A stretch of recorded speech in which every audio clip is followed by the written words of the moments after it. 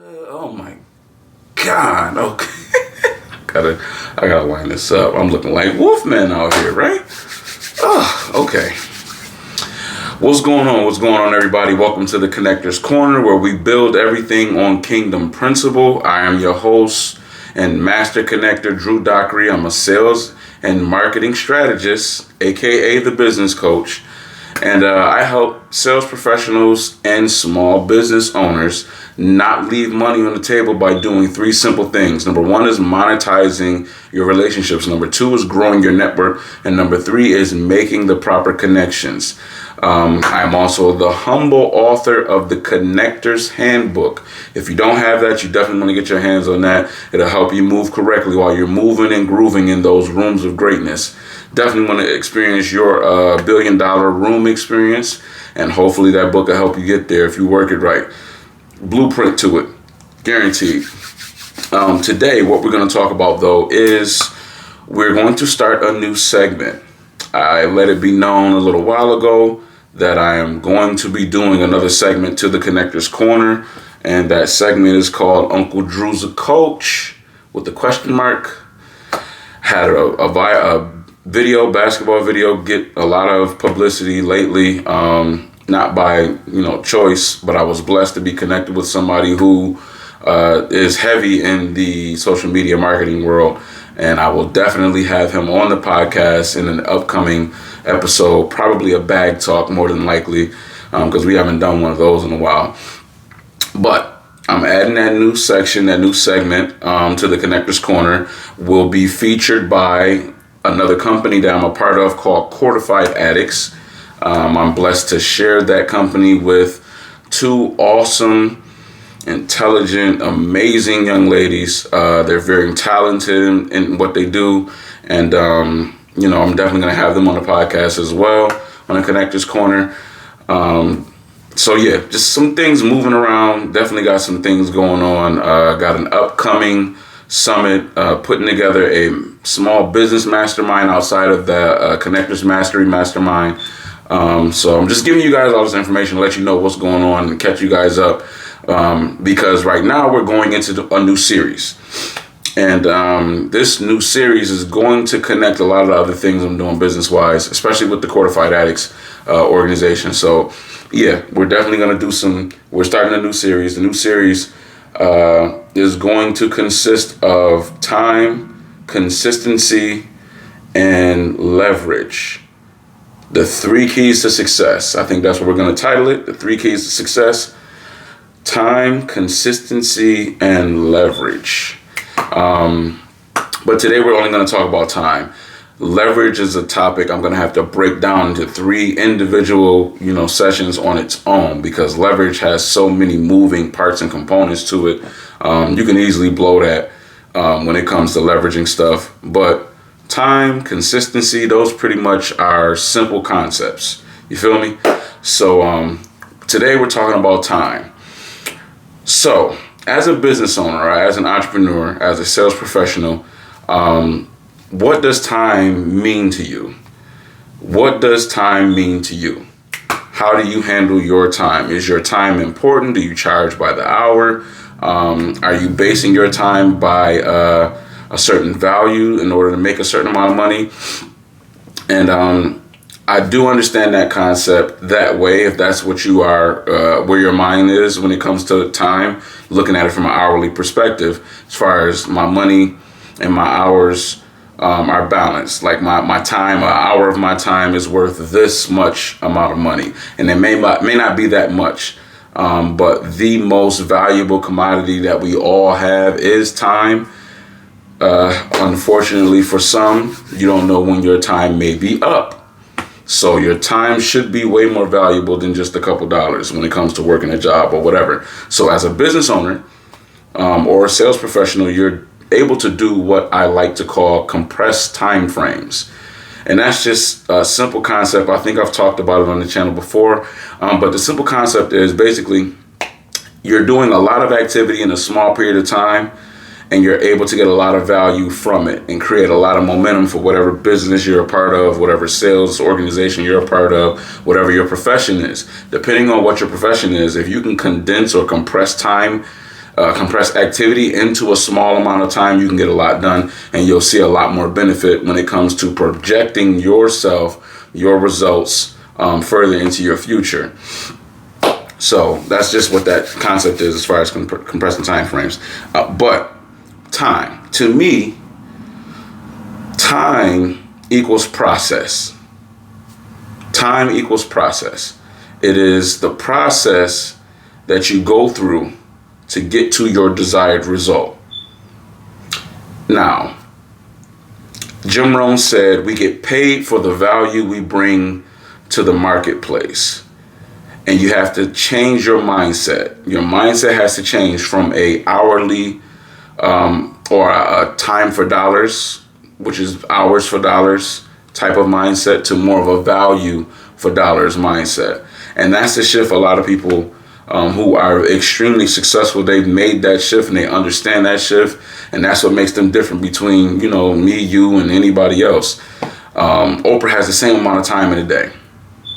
Warren Buffett has the same amount of time in a day. The only difference is he knows how to spend his time. So just like people spend money, time is a valuable commodity. It's also a currency to some degree. So depending on how you spend your time, you spend your time and your money the same, you may put yourself in a bad position, meaning time wasted, just like money wasted. You have to be a good steward over your time.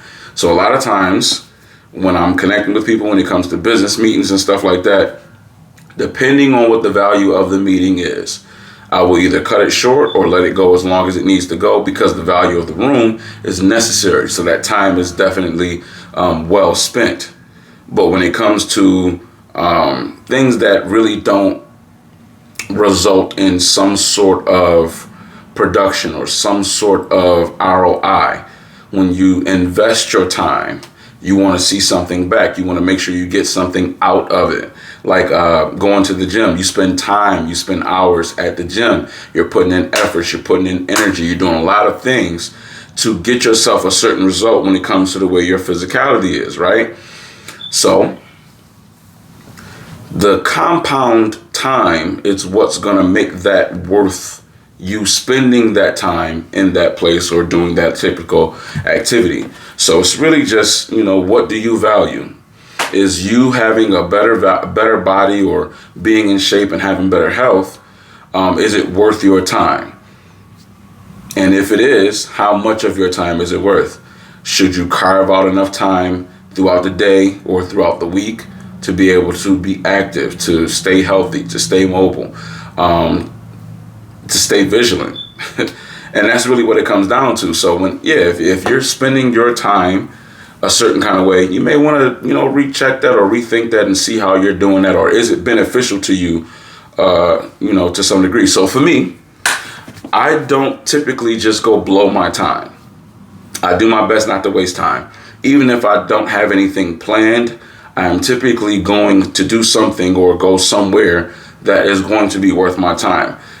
What's worth your time? For me, what's worth my time is something I enjoy or something that's going to benefit me in the long run. So if it's not some sort of business activity or something I enjoy, like basketball or hanging with my family, my sons, my kids, my daughter, some friends, my dad, my sisters, my brother, if I can spend some time with them, or even just my best friend. Got a couple close friends. My best friend, though, she's awesome.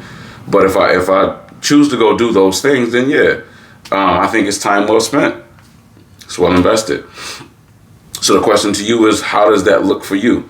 What does you spending your time look like? And is what you're spending your time on most valuable? When I look at wasting time, I equate wasted time with wasted energy. Energy you really can't get back. You can kind of bounce back from it and regather some energy from somewhere else. But I look at it almost on time, or almost on the same scale as I look at time. I don't want to waste my energies or time or something that isn't going to have me a good return on my investment, because it's something I really can't get back. And even once you put energy out there, you can't get it back. You'll have to get it from somewhere else. But time is simply the same way. The only thing is you have a limit on time. Energy really doesn't have a limit. Energy is everywhere. So you can get energy from anything or anyone or anybody at any given time. But time, you cannot get time back. Once it's gone, it's gone. And that is the one thing that I do my best to try not to waste time. I have a lot of pet peeves, but I try to keep them minimal. But the one thing that I have the hardest issue with, the biggest issue with, is my time being wasted. Whether if it was dating or anything like that, granted, I'm not out here to date. I'm single, but I'm not out here like that. I'm focused. I got kids. I've been married. You know, I'm focused on some things right now to where my time is highly valuable. So no. Am I married still? No. But again, even certain situations may feel like at a certain point it was a waste of time. And I don't want to waste my time or feel like my time is being purposely wasted by somebody else. So I am very careful and very cognitive about how I spend my time. It has to be worth it. It has to be worth it. I don't take business meetings. I don't take certain clients because I'm more so in control of my time now. And as a sales professional or as an entrepreneur, or as a small business owner, I'm quite sure you guys can understand the same type of dynamic when it comes to protecting your time, protecting your environment, protecting your time, protecting your energies. All of those things are a must when it comes to being successful in this realm of business that we are partaking in at this moment. So yes, for me, time is important. Don't waste my time, please. By all means, don't waste my time. Even if we're just talking about something and we're trying to figure some things out, the worst thing you can do is waste my time with something that didn't need my attention. And that's what I mean about having my time wasted, especially when it comes to business. I don't want my time wasted. I don't want to have my attention split for any reason. But, you know, it happens. Just not on purpose. At least I hope not. But so yeah, that's the part of it. Time. You want to have process. Process take time. So you have to go through a series of events and do a series of things in order to go through that period of time where you're expected to develop or you're expected to grow. And in that process, you come out with a certain result. So the potential result, the intended result, is what you're looking for after the process, right? Of course. So you want to get something out of it too, I'm sure. You don't want your time wasted either. I'm quite sure of that. So how do you not do that? Well, what value does it add to you? If it doesn't bring you any value, then that is kind of how you can start categorizing who you spend time with or how you spend your time, because it needs to add some sort of value. I don't like dealing with people who are frivolous. I don't like to deal with people who are petty, because to me that's a waste of time. It's wasted energy. If your energy or your time is spent on you being involved with people who are drama filled, I can guarantee you that is going to push you further away from whatever goal it is you have that you're trying to complete or you're trying to achieve. So if the goal is to make sure that you're not wasting time, then you have to be very frugal with your time. Very, very frugal. Being a good steward over your money as well as your time is necessary. So that's just that one concept that I've thought about as far as compressing time frames. For me, I'll be honest, I can't focus for too long without having some sort of breaks. So it's a must for me to break up, the monotony of whatever I'm doing, because of course we have to be consistent. And that's the next conversation, having some consistency. So being willing to spend that time to get better at your craft, to master your industry, to master your skill, to sharpen that skill to a level where it's worth something and it's valuable. Now you can increase your value as far as what your time is being exchanged for. So, if I can go spend an hour and make, I don't know, a couple $1,000 somehow, whether it's in the market or, you sell a house or something like that, it may be worth an hour of your time. Cool. Now your value is higher. A lot of people working jobs making $20 an hour, $18 an hour, $30 an hour. But again, that's not the best use of your time. So what you want to do is maximize the use of your time. You want to make sure that you're getting the highest level of value for your time. And in order to do that, you have to increase your value to the marketplace, because you get paid for the value you bring to the marketplace. So that is just a snippet, tidbit on what we're talking about with this next series as far as time is concerned. I hope you guys take the time out to go ahead and check this out and rewatch it.